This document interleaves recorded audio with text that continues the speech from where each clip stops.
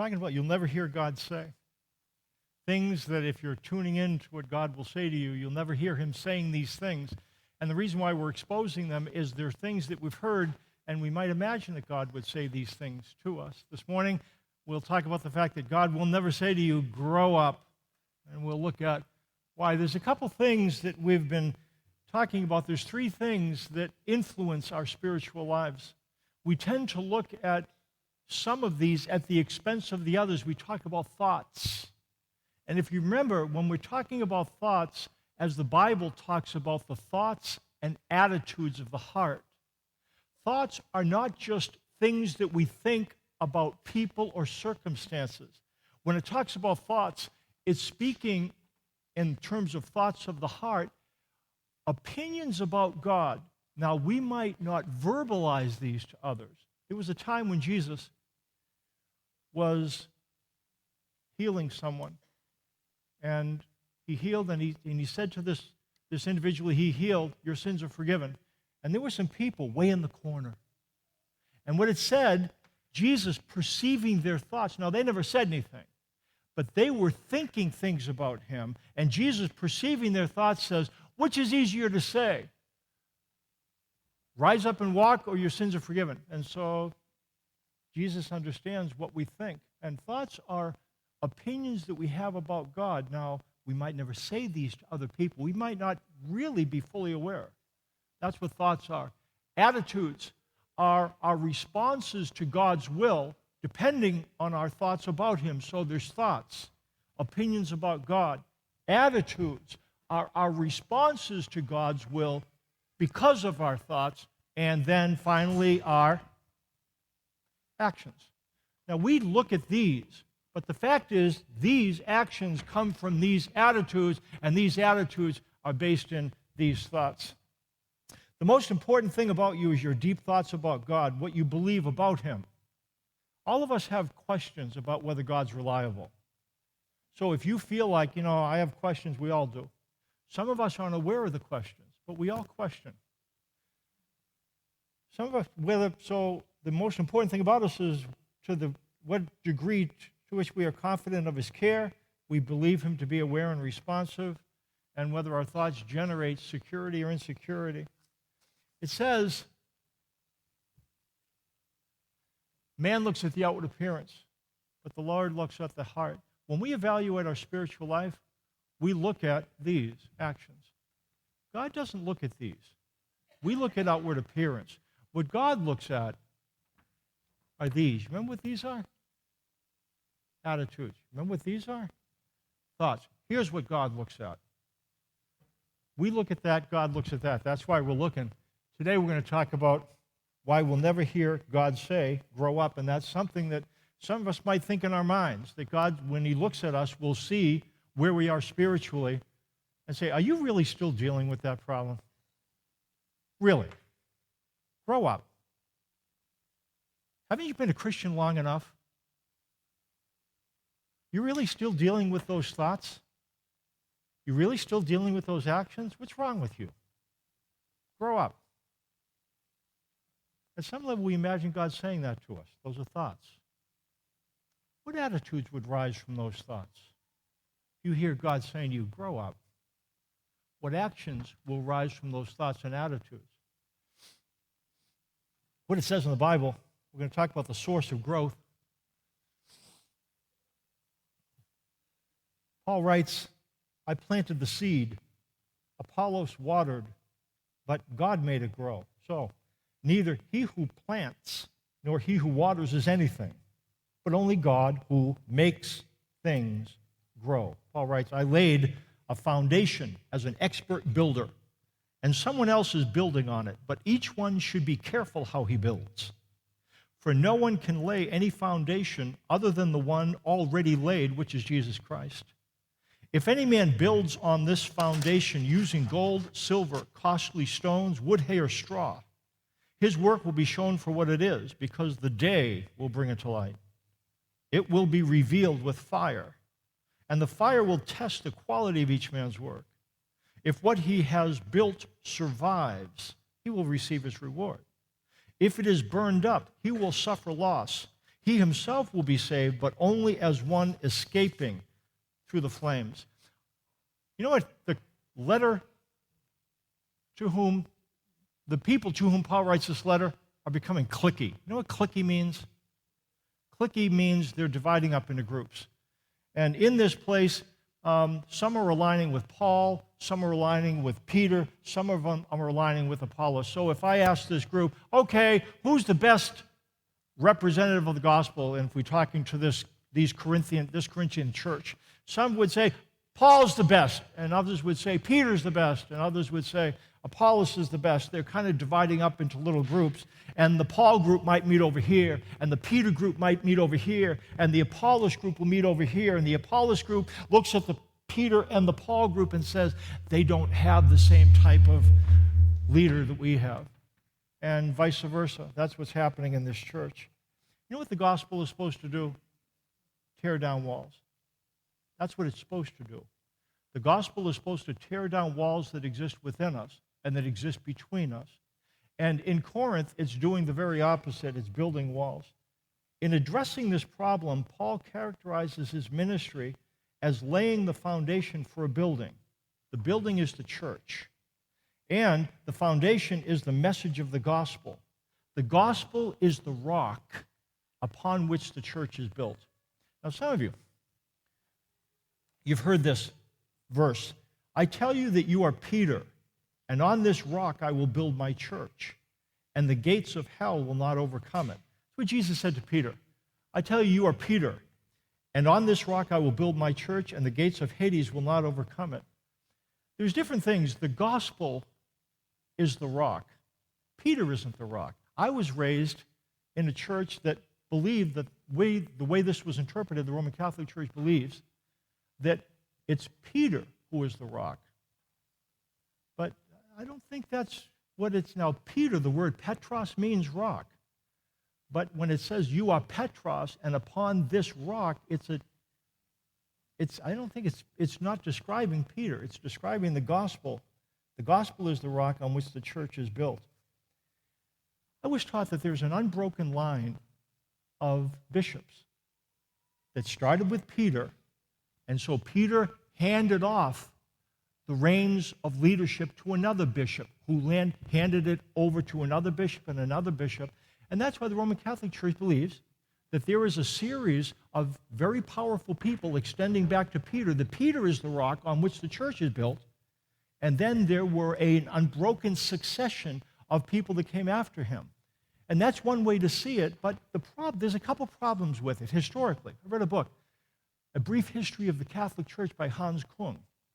And I'm going to take a swipe at Protestants in just a minute. So if you're saying, why is he picking on Catholic? Protestants, you're going to get your shot too. But there wasn't an unbroken chain of individuals coming from Rome, because the center of the church wasn't in Rome. It was in Jerusalem. That's where the church began. And Jerusalem, and then there was Antioch and Alexandria. There were other cities. Rome didn't become an influential city until the 3rd century or so, and very much so in the 4th. And so there's not an unbroken sense. And you say, so what? I think it's important. When there's two sources of authority, there's really no source of authority. What do you say? What do you mean, Mike? The Bible is a source of authority. It claims to be canon.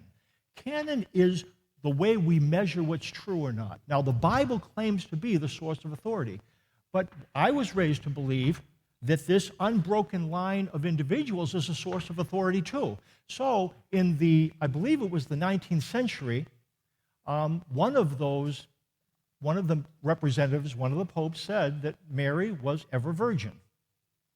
She was always a virgin. Now, here's the problem. Jesus had brothers and sisters, James, Joseph, Simon, and Judas. That's what the Bible indicates, but he says, no, that's not true, because if she was the mother of God, she couldn't have had other kids. Okay, now this says this, and this says this. Which one do you believe? See, that's the problem when there's two sources of authority. We don't know that Mary was assumed into heaven, but a pope ended up indicating that that's what happened. She was sucked into heaven like Elijah and some other people. But the Bible doesn't indicate that. And again, I'm not, okay, Protestants, we're going to get our shot. Now, I'm blowing up the Catholics for now. I was raised Catholic, and but there's a problem when there's two sources of authority. And what we believe, the Bible really is the source of authority. It's the only one. The problem in Corinth is that in appealing to Jews, Apollos and Peter seem to be adjusting the message slightly in order to cater to the sensibility of Jewish hearers at the expense of Gentile hearers. Now, what they were doing, they weren't saying things, they weren't making up things, but they were adjusting the message slightly. You know what they were looking at? There's two places you can look when you're trying to represent God's message. You can gaze here and glance here. Gaze, glance, am I on target? Or you can gaze here and glance there. And I look to see how you're responding. I think they're getting it. Okay, good. Yep. Do you see the difference? When you gaze here and glance here, you really, am I getting this right? Okay, yeah, am I getting this right? Or, am I getting this right? And it's a matter of focus.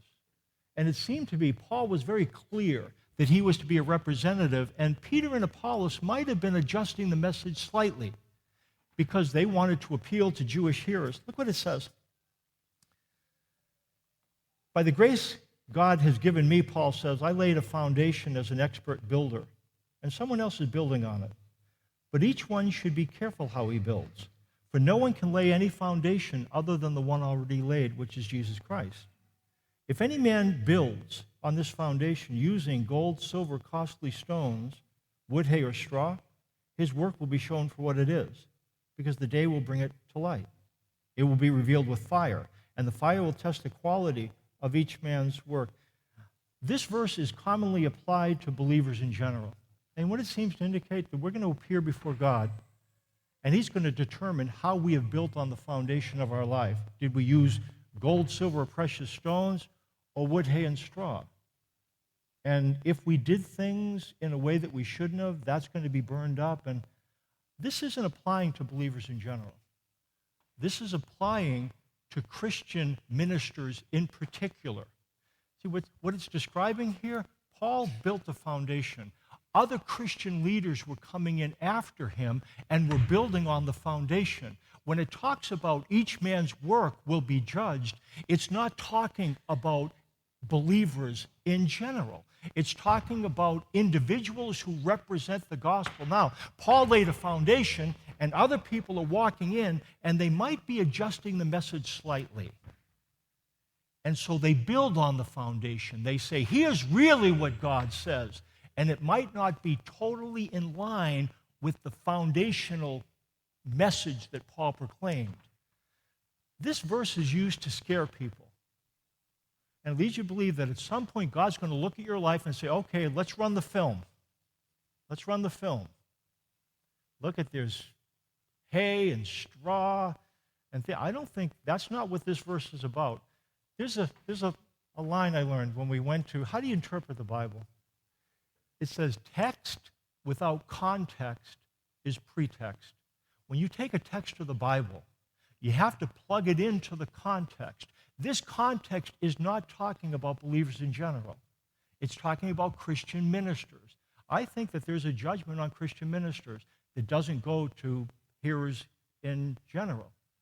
To what degree do we reflect what the message is? There's a foundation laid. Do we do this? Gaze, glance, or do we do this? Gaze. Are you nodding in approval?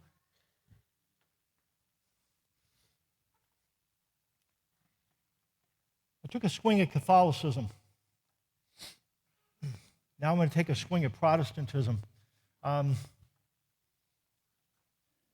Ministry that adjusts the message in order to build a bigger church will not survive.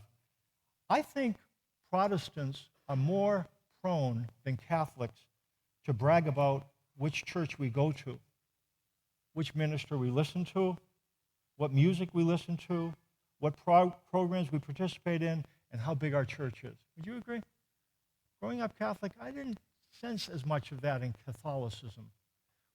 In Protestants, we tend to Well, I listen to this speaker, and that means that I am better prepared and I'm better equipped than others. I think we tend to do that more, and either way, that's not what we're supposed to be about.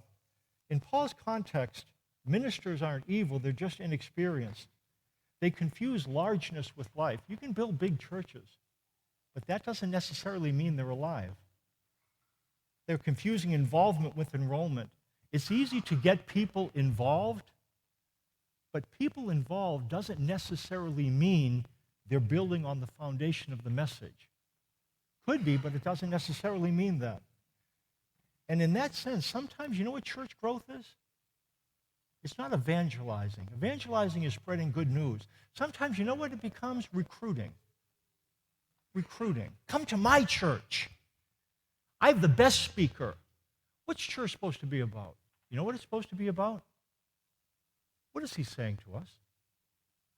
Now, it has things, music. Music touches our hearts, and it gives us a way to think about the message, but the message is primary, and the music is a means to get the message into our hearts and minds. Programs are really important, small groups, but the small groups exist for the purpose of message. Do you know why the church exists? To listen and to reflect outward the message that he's trying to proclaim. That's what we're supposed to be about.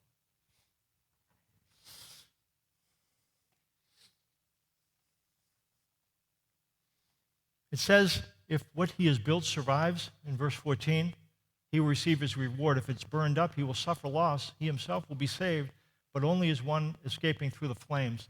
And you know what it's talking about? Christian ministers. Now, it's not that they're not going to go to heaven. They will go. He'll survive, but the work will go up in flames. Why? Because it wasn't built on the gospel. It wasn't built on the foundation of the message. That's why this isn't talking about you're going to get burned up or something like that. It's not what it's about. Look what it says in 1 Corinthians 1, 12 through 13. One of you says, I follow Paul. Another, I follow Apollos. Another, I follow Cephas. Still another, I follow Christ. Is Christ divided? Was Paul crucified for you? Were you baptized into the name of Paul?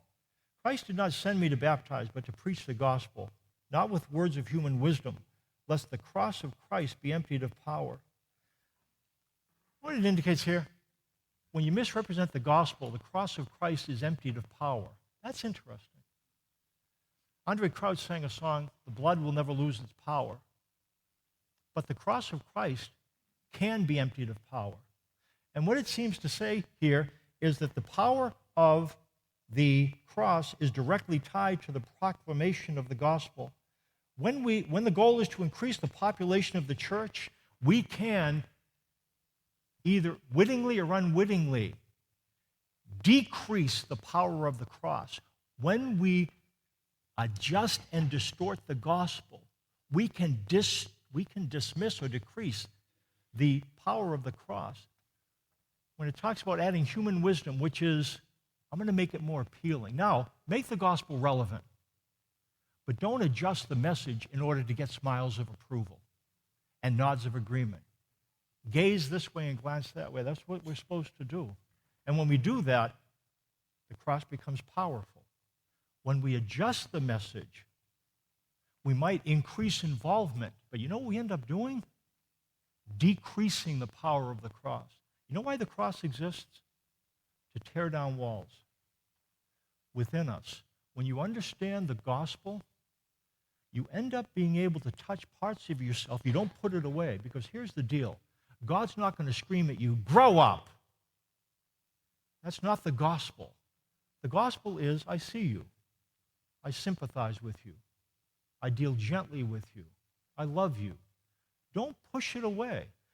God's changing you, but what we need to do is bring all of ourselves to him. You ever do this? Bring half of yourself to God? This part that you don't want to bring, you just kind of make believe doesn't exist. You know what we tend to do? We have stuff in our lives. When we come to God, we tend to do this. And we leave our stuff. You know when you come to God, bring your stuff with you. He already knows it's there. Bring all your stuff. The things that you don't like about yourself. He already knows that they're there. You don't like the things you do. You don't like the things you think. Bring it to him. See, change happens in his presence. You don't change because you imagine he's saying, grow up and then I'll like you. That's not the way it happens. It's not correction then connection. It's connection then correction. But sometimes we in ministries make people change so that we can feel better about ourselves. Look at how many people I have coming. And when you do that, the power of the cross gets turned down. Do you know why the cross is powerful? When you understand it right, you don't have to run away from yourself. You don't have to become somebody different, because here's the deal. God knows you exactly as you are. Listen to me. And he's not going to love you any more if you change. And he's not going to love you any less if you don't. What would happen if you believed that?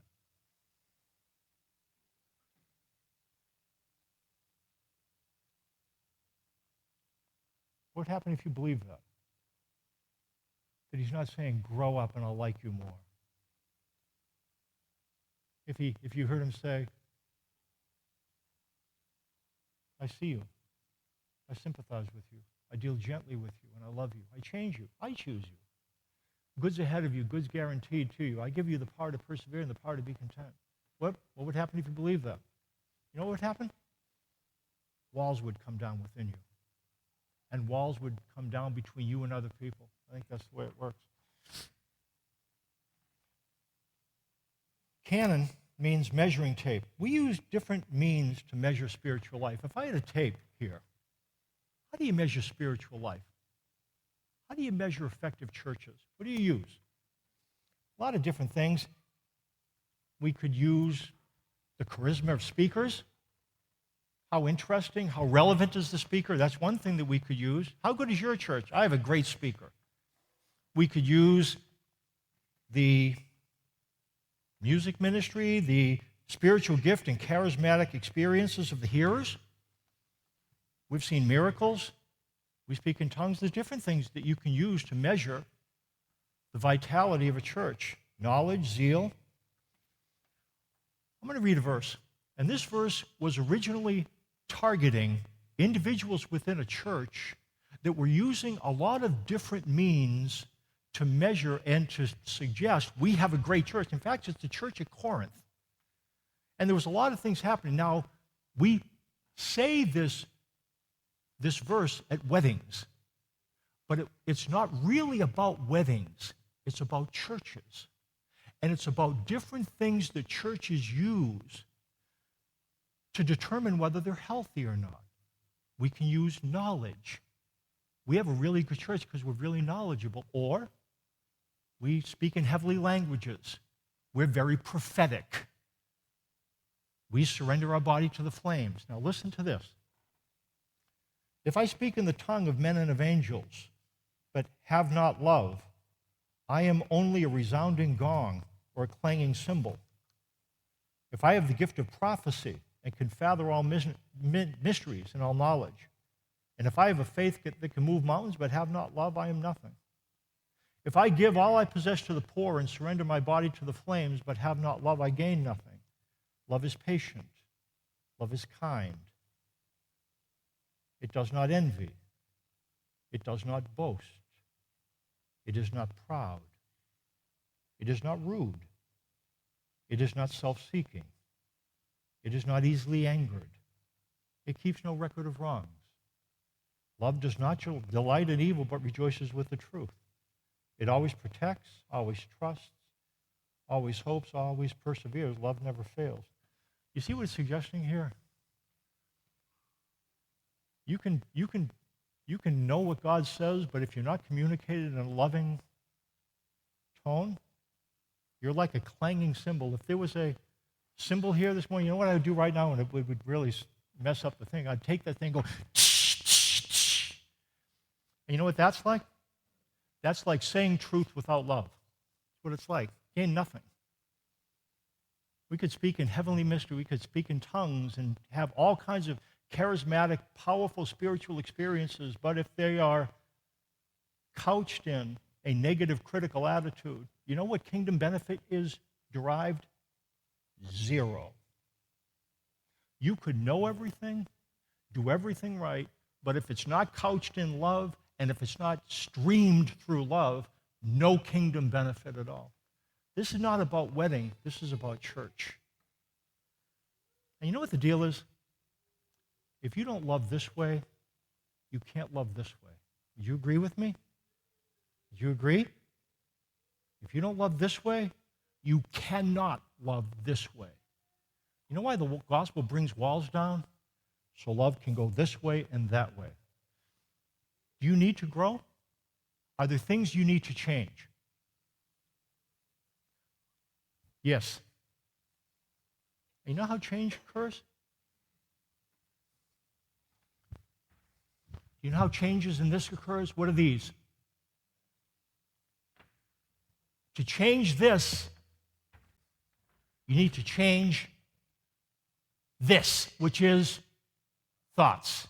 This changes that. That's the way it works. Look what it says. Luke 19, the ground of growth. The Son of Man came to seek and save what was lost. While they were listening to this, he went on to tell them a parable, because he was near Jerusalem, and the people thought that the kingdom of God was going to appear at once. He said, a man of noble worth went to a distant country to have himself appointed king and then to return. So he called 10 of his servants and gave them 10 minas. Put this money to work, he said, until I come back. But his subjects hated him and sent a delegation after him to say, we don't want this man to be our king. He was made king, however, and returned home. Then he sent for the servants to whom he had given the money in order to find out what they had gained with it. The first one came and said, sir, your mina has earned 10 more. Well done, my good servant. His master replied, because you have been trustworthy in a very small matter, take charge of 10 cities. The second came and said, sir, your mina has earned 5 more. His master answered, you take charge of 5 cities. Then another servant came and said, sir, here's your mina. I have kept it laid away in a piece of cloth. I was afraid of you because you are a hard man. You take out what you did not put in and reap what you did not sow. His master replied, I will judge you by your own words, you wicked servant. You knew, did you, that I am a hard man, taking out what I did not put in and reaping what I did not sow? Let's look at this. This is a parable, and it gives us a message. It says he was near Jerusalem, and the people thought that the kingdom of God was going to appear at once. They thought that as Jesus came to Jerusalem, their fortunes were going to be changed dramatically, that he was going to be a political Messiah who would throw over Rome and enable them to have a great life. The fact is, that didn't happen. They thought that God was going to powerfully and supernaturally intervene and change the culture, and it didn't occur. Jesus left a lot of things in place that will change eventually, but he didn't change at the time. Israel remained in captivity to Rome. There were some awful practices in Rome that Jesus didn't change. Now, he's going to change them, but he didn't change them at the time. And I think that people were resentful of that. I thought you were supposed to change things. Why aren't you changing this? We understand that kind of resentment, don't we? When God doesn't do what you think he should do, become resentful. That's why they hated him, because they said, he's not worth it. He's not doing the things that I think he should do. His subject hated him, sent a delegation after him to say, we don't want this man to be our king. Why did the subjects hate him? Because he didn't usher in the kingdom of God powerfully. That's why they hated him. He's not doing anything. I mean, abortion still exists. He's not doing what he should do. They hated him because he wasn't changing things fast enough. He's a second-rate Messiah. It says in verse 20, another servant came and said, sir, here's your mina. I have laid it away in a piece of cloth. Look at verse 20 and verse 21. I was afraid of you because you are a hard man. You take out what you did not put in and reap what you did not sow. He gave his servants some resources to invest and manage. Here's my question. I'm going to read this again. I want you to tell me, or just to think in your mind, which is the thought, which is the attitude, and which is the action. All 3 of them exist in the passage. One of them is an action. One of them is an attitude. One of them is a thought. You see if you can find which is which. I'm going to read it again.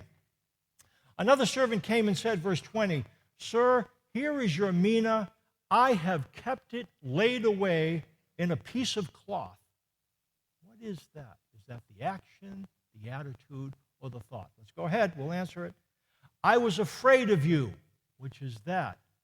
The action, the attitude, or the thought?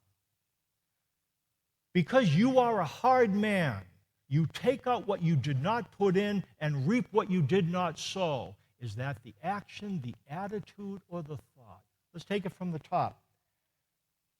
Here's Yamina, I have kept it laid away in a piece of cloth. This guy took his talent, put it in a piece of cloth, and buried it. You tell me, is that the thought, is that the attitude, or is that the action? Which one? That's the action.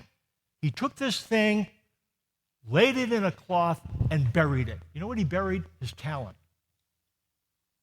Okay? We clear? That's the action. Okay? I was afraid of you. Is that the attitude or the thought?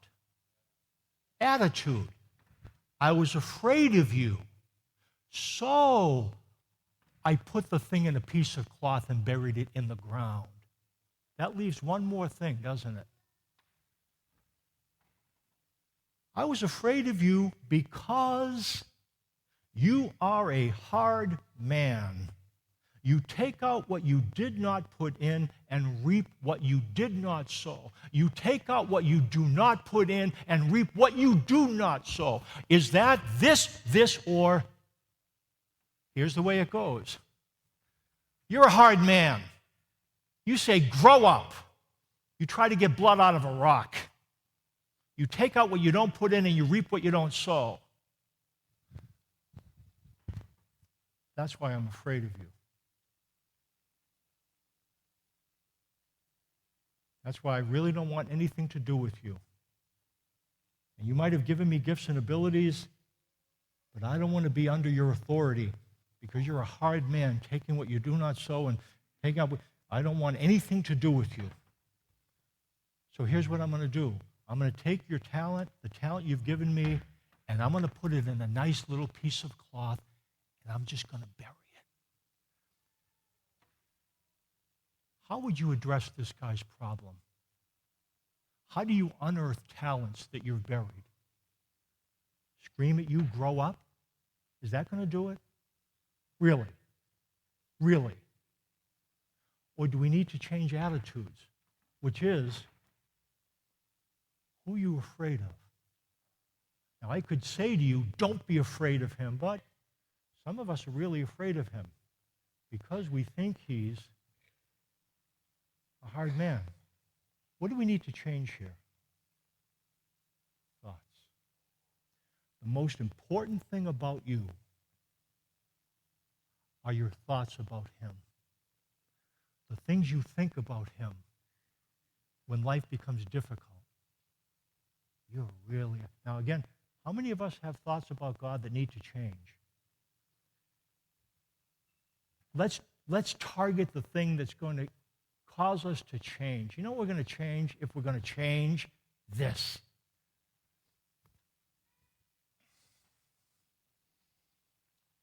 Here's a question. I want you to look at the end of the passage. What does the master judge? Does he judge the action? Why did you put that thing in the ground? Does he judge the attitude? What do you mean you were afraid? Or does he judge the thought? You read the last verse in that passage, and you tell me what he judges. What does he judge? What it says. Master replied, I will judge you by your own words, you wicked servant. You knew, did you? I'm a hard man, taking out what I did not put in and reaping what I did not sow. What does the master judge? You know what God's going to judge about us? This. He's not going to judge that primarily, and he's not going to judge that. He's going to judge this. What's your image of God? I'm like you. I've heard things that aren't true about him. You know, here's what I'd say. Worship teams are going to come up.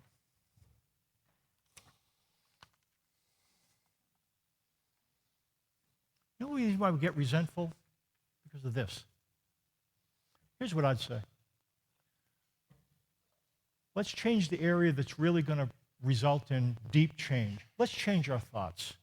That's why you keep coming back here. We're going to talk a lot about thoughts about God because it's the thing that needs to change. We're not going to talk a bunch about behavior. Behavior is important. We'll talk about it. But behavior is going to come. See, he's more concerned about what you believe than how you behave. Listen to me. God is more concerned with what you believe, not how you behave. I'm going to say this again. God is more concerned with what you believe than he is with how you behave. Is that true? Is it true? What do you think we should do about that? I think we should address what we believe. What about you? Keep coming back. We'll talk about this all the time. Grab a book, 40 Days with the 10 Commitments. It'll tell you about what he thoughts. It addresses change at the level of thoughts. God doesn't tell us to grow up. He's the one who makes us grow. He changes us at the level of thoughts in order to change us at the level of attitude and action.